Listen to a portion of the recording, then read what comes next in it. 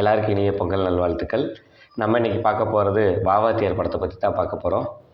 எம்ஜிஆருக்கு ரொம்ப வருஷம் கழித்து ஒரு பெரிய டிபியூட் கொடுத்த மாதிரி தான் இந்த படம் வந்திருக்குது.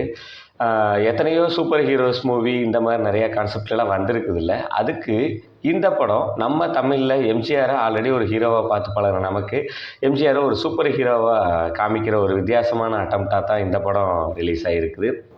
இந்த படத்தோட கான்செப்ட் என்ன அப்படின்னு பார்த்துக்கிட்டோம்னா, இந்த படத்தில் ராஜ்கிரண் எம்ஜிஆரோட ஒரு தீவிரமான ஃபேனாக இருக்கார், ஒரு வெறித்தனமான ஃபேனாக இருக்கார்.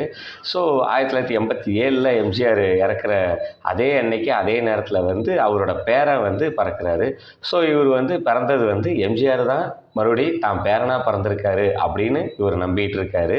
ஸோ அதனால் சின்ன வயசுலேருந்தே நல்லது பண்ணணும் அப்படின்னு சொல்லி எம்ஜிஆர் மாதிரியே மக்களுக்கு இல்லாதவங்களுக்கு செய்யணும் அப்படின்னு சொல்லி பேரனை வளர்க்குறாரு. ஸோ அந்த வளர்ந்து வர்ற பேரன் தான் கார்த்தி. அவர் ஒரு பெரிய போலீஸ் ஆஃபீஸராக இன்ஸ்பெக்டராக வந்துடுறாரு.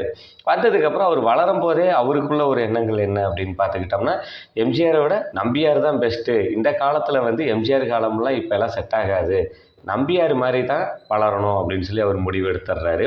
ஒரு இல்லீகலாக ஒரு லஞ்சம் வாங்குறது இந்த மாதிரி ஒரு வேறு மாதிரி ஒரு போலீஸாக மாறி வளர்ந்துட்டு இருக்காரு. நம்ம நிறையா படங்கள் ஸ்பிளிட் பர்சனாலிட்டி பற்றி பார்த்துருப்போம். அந்த வரிசையில் இந்த படத்துலேயும் அந்த மாதிரி ஒரு கேரக்டராக தான் கார்த்தி இருக்கார்.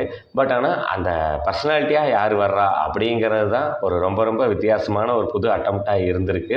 படத்தில் ஓவராலாக அதாவது படம் மரணமொக்க அப்படின்னு சொல்லி பார்க்குற அளவுக்கு இது இல்லை, பார்க்கலாம், கண்டிப்பாக ஒன் டைம் பார்க்குற அளவுக்கு தான் பண்ணியிருக்காரு.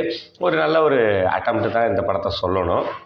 அதே மாதிரி படத்தில் வரக்க நிறைய கேரக்டர்ஸும் சரி, அதே மாதிரி கார்த்தி ரொம்பவே மெனக்கெட்டு ஒரு எம்ஜிஆர் மாதிரியே அவரோட பாடி லாங்குவேஜ், அவரோட பர்சனாலிட்டி எல்லாத்தையுமே மாற்றணும்னு சொல்லி கண்டிப்பாக இந்த படத்துக்காக கார்த்தி ரொம்பவே மெனக்கெட்டுருக்காரு அப்படிங்கிறது சந்தேகமே இல்லாமல் படம் பார்க்கும்போது தெரியுது. படத்தில் இன்னும் கொஞ்சம் நிறையா காமெடி சீன்ஸு, ஆக்ஷன்ஸு இந்த மாதிரி சில விஷயங்களை இன்னும் கொஞ்சம் நல்லா ஒர்க் அவுட் பண்ணியிருக்கலாம் அப்படிங்கிறது படத்தில் கொஞ்சம் மைனஸாக தான் தெரியுது. மித்தபடி நலன் குமாரசாமி ஆல்ரெடியே சொன்ன மாதிரி இது என்னோடய வழக்கமான படமாக இருக்காது, கொஞ்சம் வித்தியாசமாக தான் இருக்கும் அப்படிங்கிறதும் கண்டிப்பாக படத்தோட கான்செப்டே உண்மையாலுமே ஒரு வித்தியாசமான கான்செப்ட் தான்.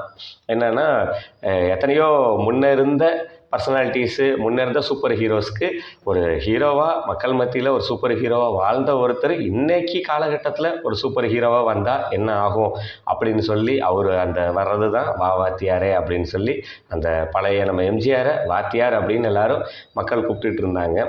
அந்த வாத்தியார் திரும்பி இன்றைக்கி இருக்கிற 2025, 26க்கு வாத்தியாராக வந்தால் அவர் எப்படி அநியாயங்களை தட்டி கேட்பார் அப்படிங்கிற விஷயத்த ஒரு அவரோட ஓன் இமேஜில் ஒரு ஓனான கற்பனையிலையும் ஒரு இமேஜிங்கான ஒரு ஊரில், ஒரு கற்பனையான ஒரு ஊரில் கற்பனையான அந்த வாத்தியார் கேரக்டரு கார்த்திக்குள்ளே வந்ததுக்கப்புறம் எப்படியெல்லாம் நடக்குது அப்படிங்கிறத இன்றைக்கி இருக்கிற டெக்னாலஜியோடையும் சேர்த்து அந்த வாத்தியார் எப்படி மக்களுக்காக போராடுறாரு அப்படிங்கிற ஒரு சில விஷயங்களை சுவாரஸ்யமாக சொல்லியிருக்காங்க.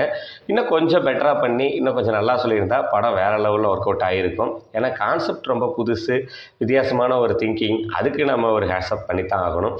மித்தபடி படம் ஓவராலாக ஒரு வாட்டி பார்க்குறதுக்கு கண்டிப்பாக பார்க்கலாம். அதே மாதிரி நம்ம சேனலை சப்ஸ்கிரைப் பண்ணாதவங்க சப்ஸ்கிரைப் பண்ணுங்கள், லைக் பண்ணுங்கள், ஷேர் பண்ணுங்கள்.